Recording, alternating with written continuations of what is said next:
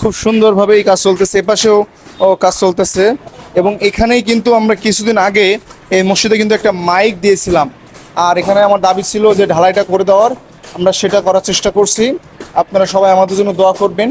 এবং এখানে কিন্তু এই এলাকার মানুষ, প্রান্তিক লেভেলের মানুষ, তারা কিন্তু এখন থেকে এখানে নামাজ আদায় করতে পারে। আমার খুব ভালো লাগছে কাজটা দেখে, এবং খুব সুন্দরভাবেই, খুব মার্জিতভাবেই কাজ করতেছে। সবাই আমাদের জন্য দোয়া করবেন। চাচা, আসসালামু আলাইকুম, ভালো আছেন? কেমন হচ্ছে কাজ? সুন্দর লাগছে আপনার? ভালো হচ্ছে না? ঠিক আছে।